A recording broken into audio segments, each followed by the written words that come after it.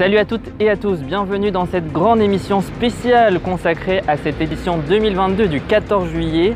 Dans quelques instants, nous allons retrouver nos journalistes sur le terrain, sur la célèbre avenue des Champs-Élysées. Davian reviendra sur ce défilé qui s'est tenu ce matin et il est allé pour nous à la rencontre de militaires qui défilaient aujourd'hui. Mais qui de son côté a passé la cérémonie aux côtés du public amassé derrière les barrières.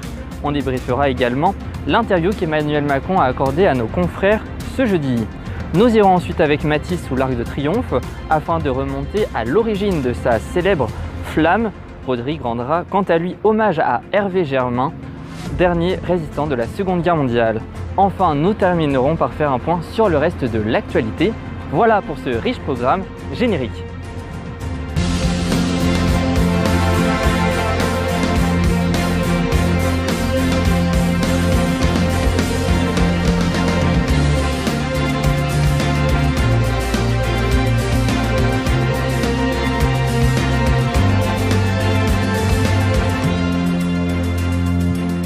Réelle tradition républicaine, le défilé militaire du 14 juillet qui s'est déroulé ce matin sous le ciel parisien.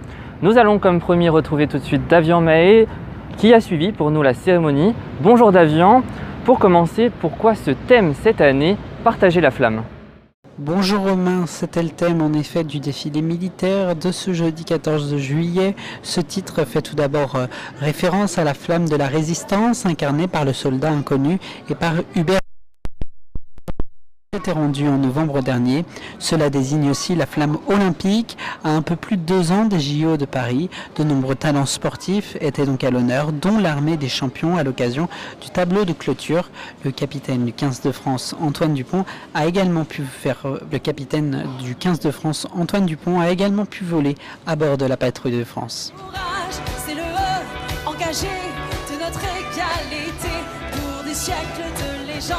3 couleurs en offrande par le bleu, par le blanc, par le rouge. Ils étaient près de 5000 femmes et hommes à défiler, sans compter les centaines de troupes dans les airs, à motorisés et à chevaux. Comment s'est déroulée la cérémonie Davian?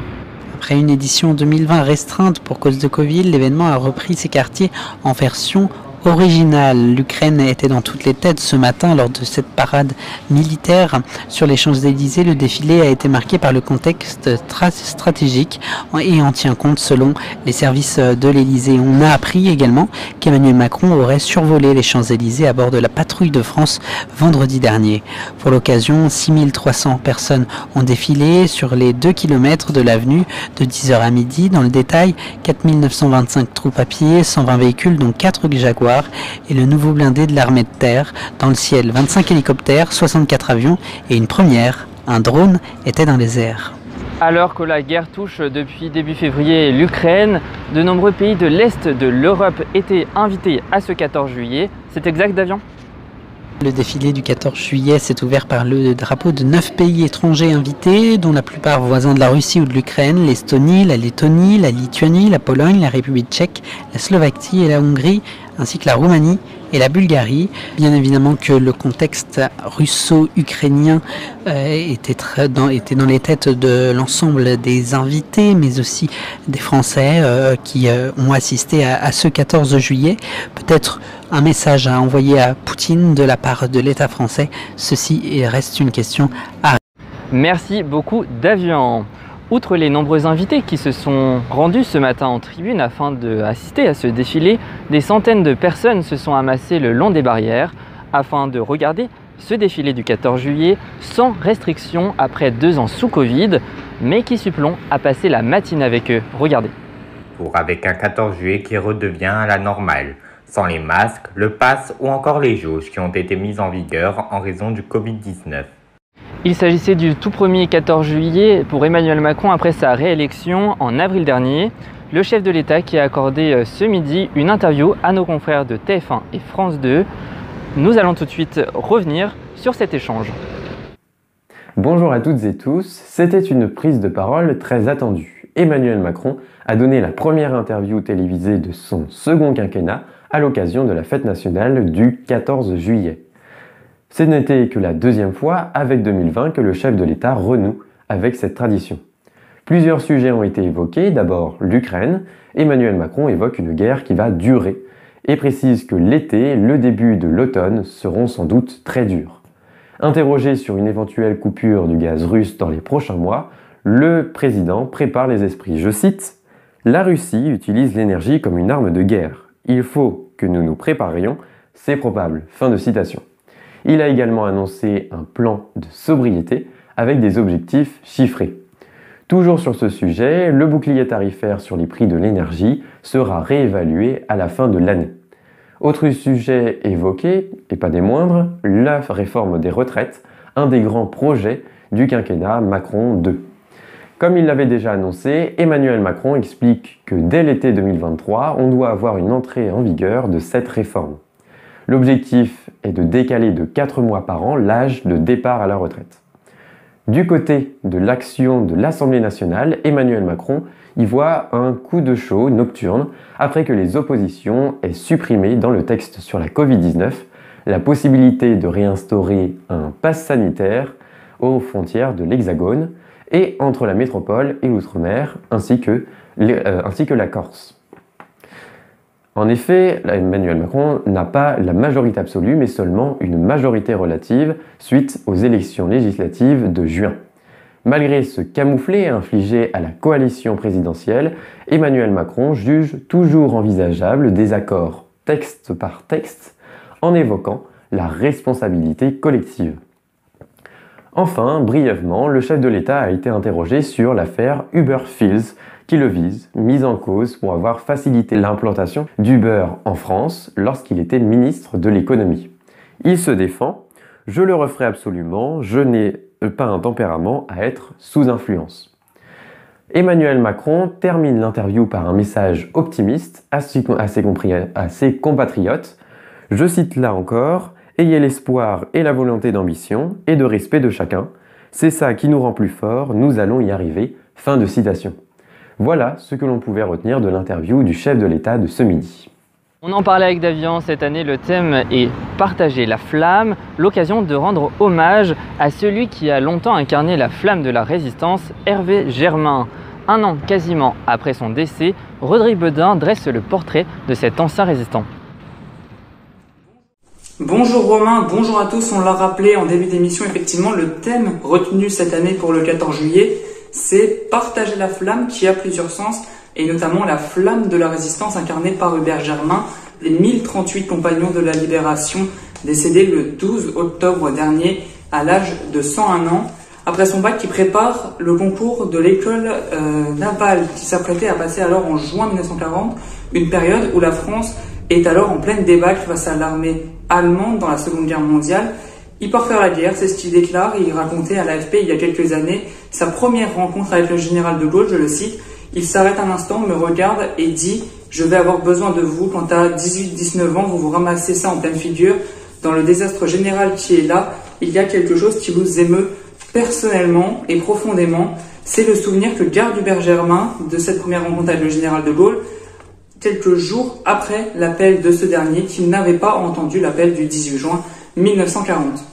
Il est engagé dans les forces françaises libres où il suit les cours d'élèves officiers de marine et jongle entre les études la journée et la nuit. Il participe à la défense antiaérienne contre les raids allemands. Au printemps 1941, il rejoint ensuite en Palestine la première division française libre destinée à combattre au Levant, puis intègre ensuite la Légion étrangère et combat en Libye. Chef de section anti-char, il se distingue lors de la bataille de Bir Hakeim en juin 1942 et est d'ailleurs cité à l'ordre de l'armée pour ses qualités de meneur et pour avoir donné un exemple constant de calme et de courage. C'était une bataille décisive pour que les Alliés reconnaissent la contribution des forces françaises libres à leur côté et au-delà de ça, le poids politique que pouvait avoir le général de Gaulle. Hubert Germain combat ensuite en Égypte, en Tunisie, puis en Italie, et après une blessure en mai 1944, il est évacué à Naples.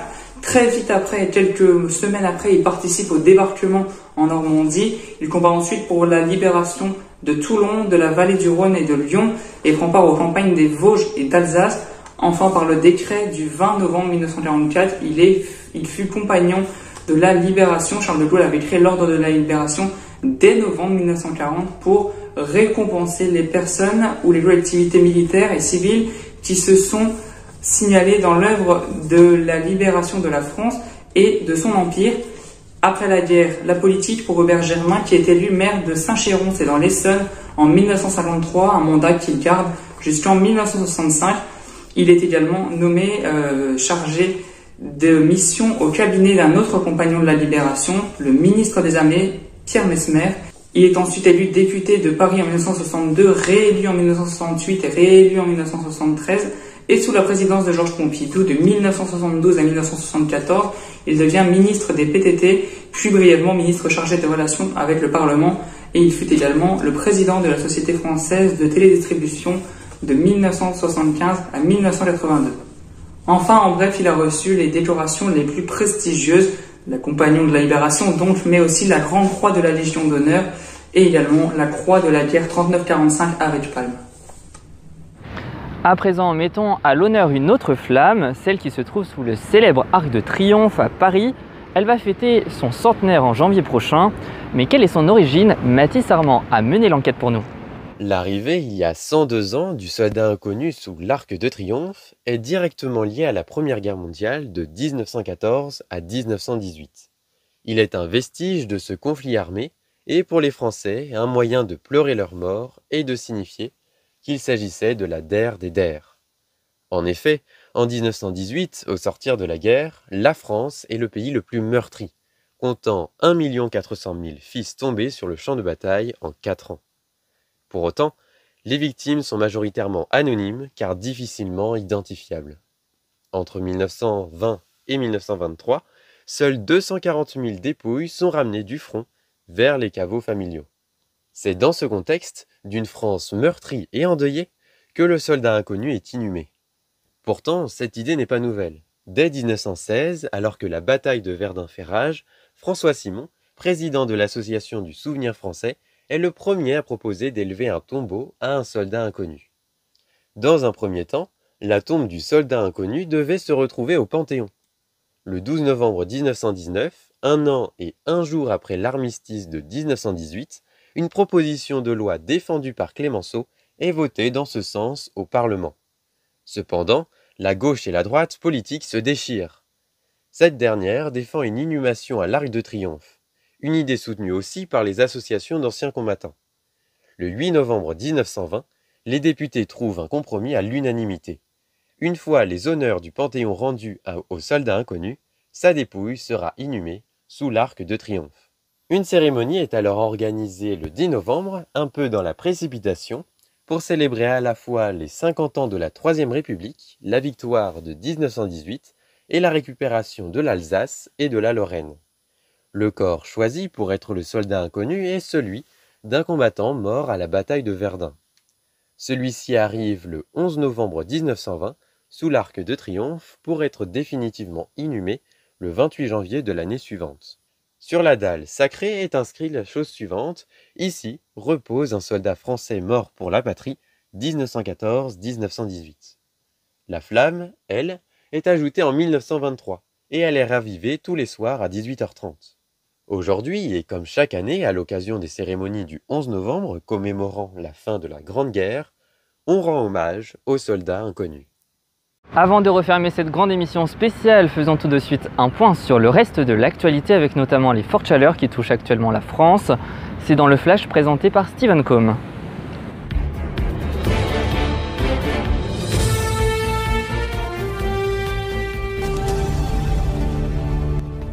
Madame, Monsieur, bonsoir, bienvenue dans ce flash. Donc voici les titres. Un défilé militaire du 14 juillet placé sous le signe de partager la flamme. À l'honneur cette année, l'hommage à la flamme de la résistance incarnée par le dernier compagnon de la Libération, Hubert Germain, décédé l'an dernier, ainsi qu'à celle située sur la tombe du soldat inconnu et à la flamme des Jeux Olympiques et Paralympiques qui se dérouleront en France en 2024. Des célébrations dans un contexte marqué par la guerre en Ukraine. Le chef de l'État s'est d'ailleurs livré pour la deuxième fois au traditionnel exercice de l'interview. Le président de la République a réaffirmé maintenir sa politique en matière de réforme des retraites et du travail, mais aussi sur les prix de l'énergie.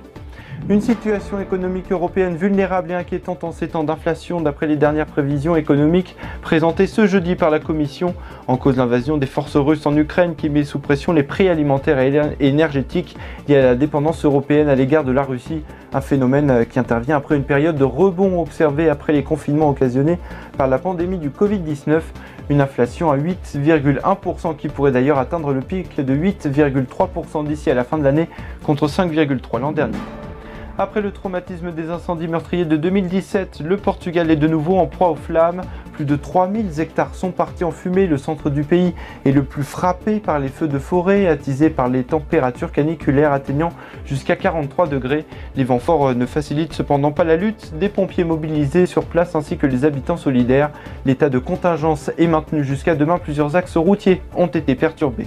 Et justement, après la péninsule ibérique, c'est désormais la France qui est durement frappée par les fortes chaleurs et incendies, et cela devrait se poursuivre. 11 départements sont en vigilance canicule, 4000 hectares ont été touchés par les incendies en Gironde, à la Teste-de-Bouche, mais aussi à Landras. Près de 1000 sapeurs-pompiers et 6 aéronefs sont à pied d'œuvre avec le renfort des soldats du feu de l'Hérault et du Gard. Ce sont plus de 6000 personnes qui ont dû être évacuées. Voici pour l'essentiel de l'actualité, je vous souhaite une très belle soirée et je vous dis à bientôt.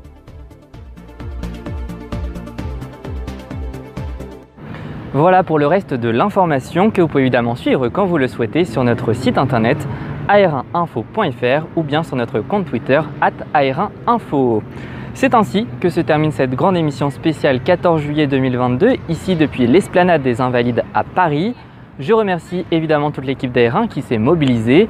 Mention spéciale à Mathis Armand derrière la caméra, ainsi que nos 2 reporters de choc, Meki et Davian.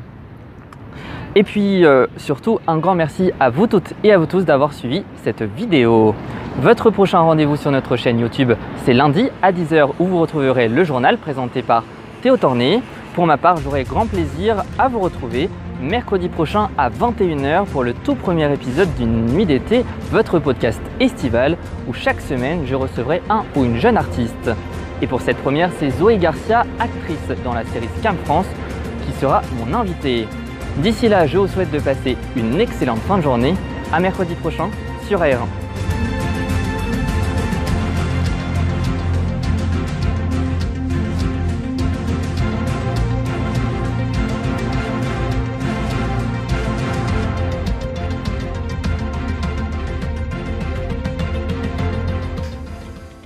Après une saison riche en contenu, AR1 continue de vous accompagner durant tout l'été.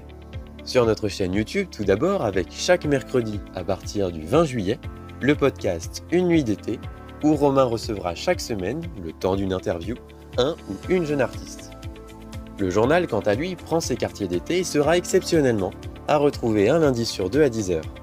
Steven et Théo, accompagnés de nos journalistes, continueront de vous informer et iront à votre rencontre dans des journaux délocalisés, au plus près de vous, de l'actualité et de vos vacances. L'été, c'est aussi l'heure d'événements avec notre émission spéciale du 14 juillet, présentée cette année depuis la capitale, ou encore la visite de nos coulisses très prochainement.